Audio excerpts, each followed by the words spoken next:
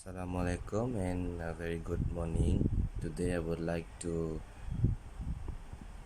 explain about Newton's law. That is first law, second law, and third law. So I will explain it, the Newton's law, and give it the example. So first is Newton first law. So Newton first law state that object will remain rest or in uniform motion in a straight line unless acted upon by external force. An object in motion continues in motion with the same speed and in the same direction unless acted upon by unbalanced force. So this is the example 1.1 using Newton's law to explain what will happen when moving bus suddenly stop. So the solution is when a moving bus suddenly stop, the passenger sitting or standing in the bus are thrown forward. This due to inertia of motion and can be explained as follows. When the moving bus suddenly stop, the lower part of the body of a passenger contact with the bus suddenly comes to the rest while the upper parts of the body tends to retain its state of motion due to inertia. As a result, the passenger is thrown forward. So this is effect of inertia on cornering car. A. Both car and the person traveling at the same velocity. B. The car turns but not the person. C. Both the car and the person are traveling at the same velocity again. Okay, next is Newton's second law. Newton's second law states if a resultant force acts on the body, it will cause the body to accelerate in the direction of the resultant force. The acceleration of the body will be directly proportional to the resultant force and inversely proportional to the mass of the body. Acceleration is produced when a force acts on a mass.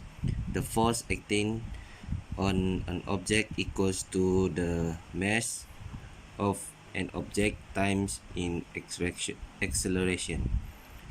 That means the more mass an object has, the more force you need to accelerate it, and the greater the force, the greater the object acceleration. So the formula for the second law is F is equal to ma. So this is the example for Newton's second law, example 1.3. Okay, the given mass is 6.94 times 10 power 7 kg. So the acceleration is a 0.191 meter per second. The force is unknown. Okay, so that is the first step. So the second step is write an equation for second law. So just now we use F is equal to ma. So 96.94 times 10 power 7 kg times 0.191 meter per second cube. Not cube, square. So F is equal to 1.33 times 10 power 7 kg per meter cube. Meter square is equal to 1.33 times 10 power 7 Newton.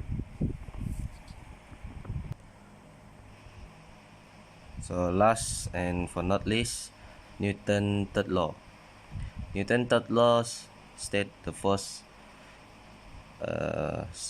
that for every action there is an equal opposite reaction. A force is push or pull that acts upon an object as a result of its interaction with another object. According to Newton's law, interacting objects experience two force acting and reaction. The size of the force acting on one object equals the size of the force acting on the second object. Additional, the direction of the force on one object is opposite to the direction of the force on the second object. A variety of action-reaction force pairs are evident in nature. So this is the example for third law's concept. So using a boat, the water exert force on the boat. The boat exert an equal and opposite force on the water boat. So the example is, what happened according to Newton if let an untied balloon go? So air will rush out the balloon, forcing balloon to move through the air in the opposite direction but equal in force. So that's all for my explanation for this question. So thank you, and my name is Ahmad Harid. Oke, assalamualaikum dan salam sejahtera. Nama saya Akid Aziz bin Abdul Latif. Hari ini saya akan menerangkan tentang lab question 2. Untuk question 2 ini saya akan menerangkan untuk free body diagram sahaja. Untuk calculation saya akan serahkan kepada kawan saya. Oke. Ini adalah free body diagram yang ada dalam soalan. Oke. Untuk menentukan paksi X dan paksi Y. Paksi Y nya adalah ke atas dan ke di bawah, dan paksi X nya akan ke kanan dan ke kiri. Oke. First saya akan mulakan dengan untuk yang garis yang pertama ini. Oke. Yang garis pertama ini F1, F2 dan F3. Oke.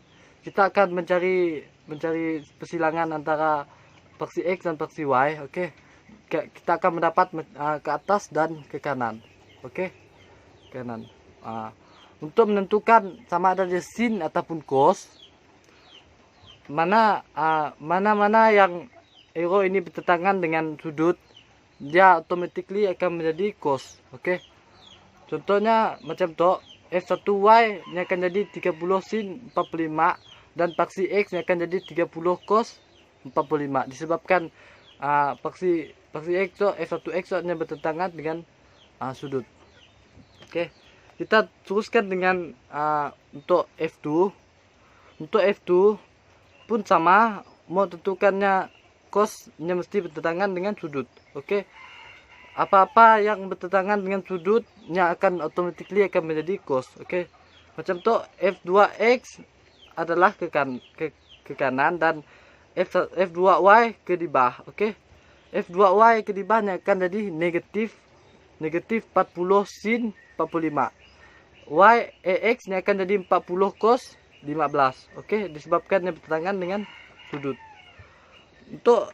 Untuk F3 ini, F3 nya adalah 25 Newton dan sudutnya adalah 15. Oke. Pun sama juga, apa-apa yang arrow bertentangan dengan sudutnya akan automatically akan menjadi cos. Oke. Contohnya macam tu, F3Y ini adalah bertentangan dengan sudutnya akan jadi automatically akan jadi cos. Jadinya 25 cos 15. And then untuk X ini akan jadi 25 sin per 15. Oke. Itu saja untuk penerangan saya hari ini. Untuk calculation ini saya akan serahkan kepada Dominic Nicholas. Oke. Sekian, terima kasih. Hai, nama saya Dominic Nicholas dari kelas DK4B Session 2. Sekarang saya ingin mengajar Anda bagaimana cara untuk menyelesaikan subjek EM. So, let's go. Oke, ini adalah soalan yang diberi. Explain your method calculation to determine the magnitude of the resultant force acting on the pin and its direction measure counterclockwise from the positive x-axis. Ini adalah lukisan yang diberi. Saya tidak menyentuh bagian lukisan sebab kawan saya Akid telah menerangkan bagian lukisan. So lukisan ini akan di-convert kepada lukisan tersebut. Sekarang saya ingin menerangkan bagaimana untuk menghitung calculation soalan tersebut. So, soalan ini meminta kita untuk mencari FR.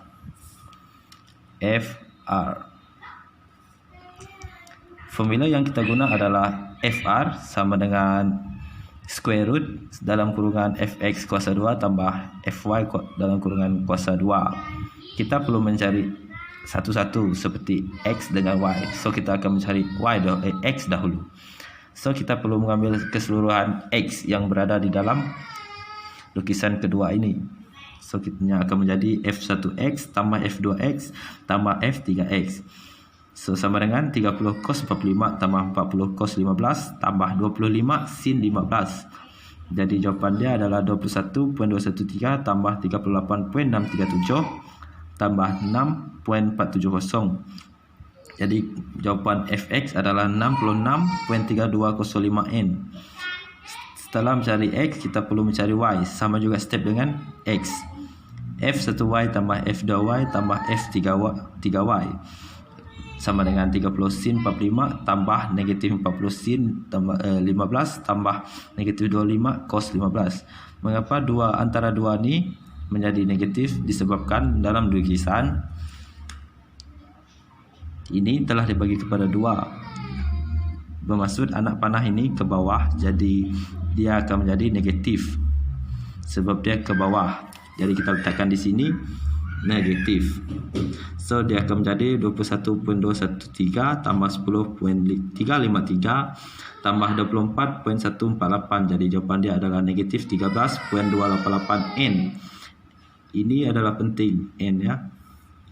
Jadi kita gunakan formula tersebut, yaitu x dengan y tadi. Kita masukkan jawapan x dengan y ke dalam formula.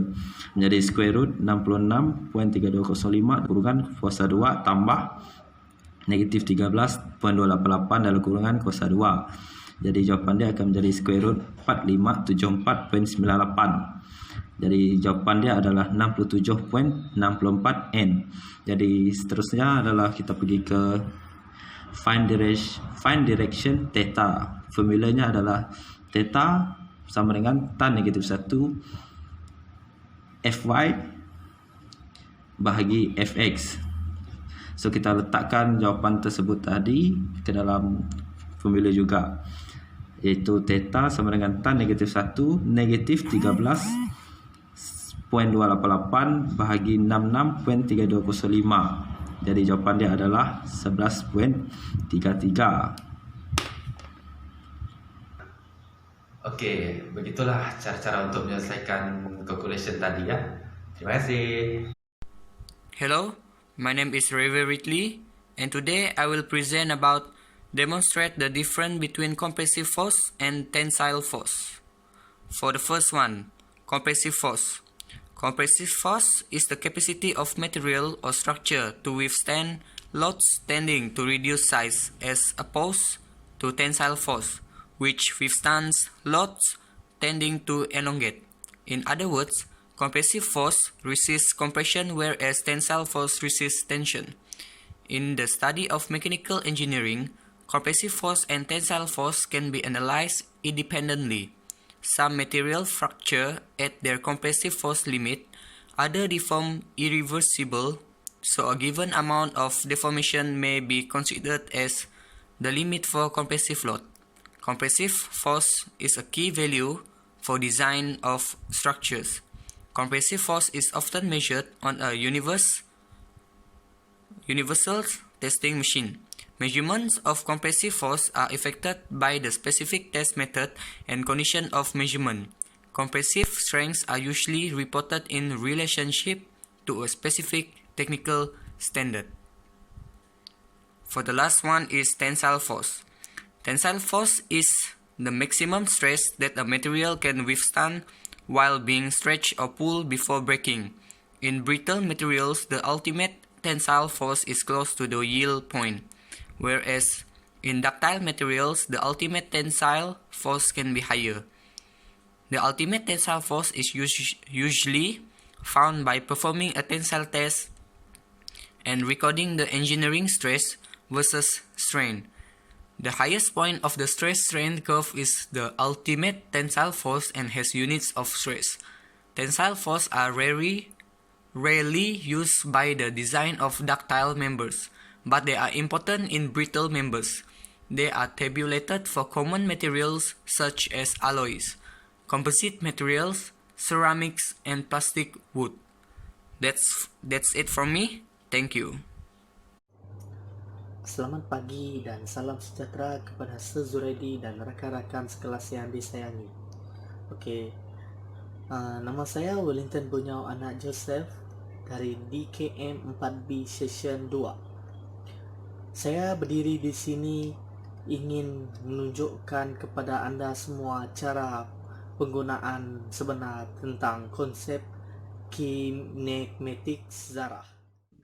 Misalnya bola dengan jumlah berat yang turun dari ketinggian tertentu ke atas lantai akan mengambil masa yang tertentu untuk jatuh ke atas lantai. Kita akan hitung hal laju bola tersebut sebelum jatuh ke atas lantai. Di sini saya ingin mengajar anda tentang konsep kinematik zarah. Sekiranya kita diberi maklumat seperti di atas,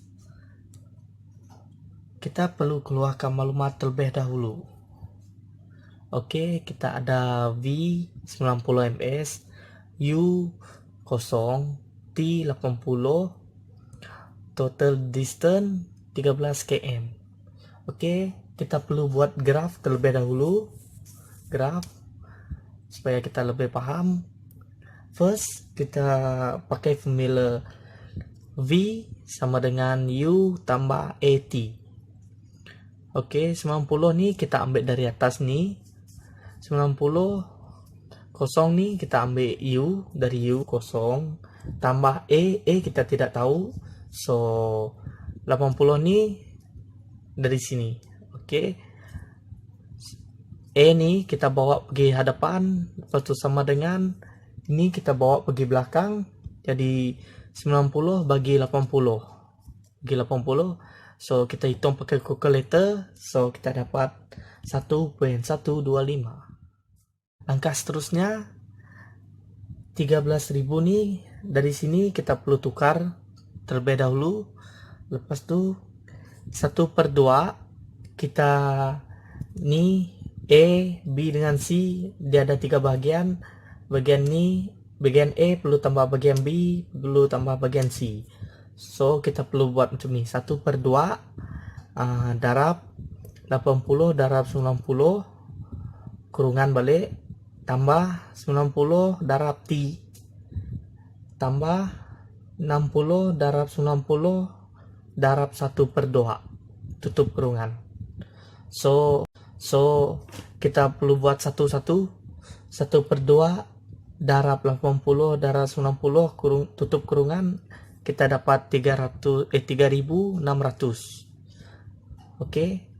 Tambah kita ambil ni, salin balik, salin tutup kurungan, tambah 60 darab 90 darab 1/2, kita akan dapat 2700. So kita perlu tambah 3600 tambah 2700, dia akan sama dengan 6300. T ni 90 T kita perlu bawa pergi bawah, jadi 90 T. So 13.000 ni kita perlu bawa turun bawah, 13.000 tolak 6.300 sama dengan 6700. So 6700 ni kita sama dengan T ni kita perlu bawa pergi bawah, so dia akan 6700 ni bagi 90 sama dengan 74.44 depan dia. Lepas tu kita perlu 80 ni kita ambil dari yang bahagian A, 80 tambah 7 4.44 dari sini kita ambil, lepas tu tambah 60 dari bagian C, so jawaban dia 214.44. Oke, langkah yang terakhir masa pecutan.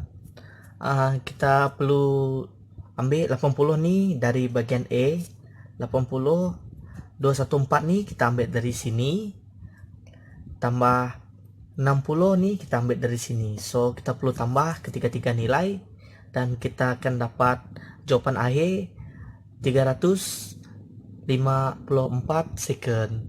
Oke, sekian, sampai di sini saja video saya. Sekian, terima kasih.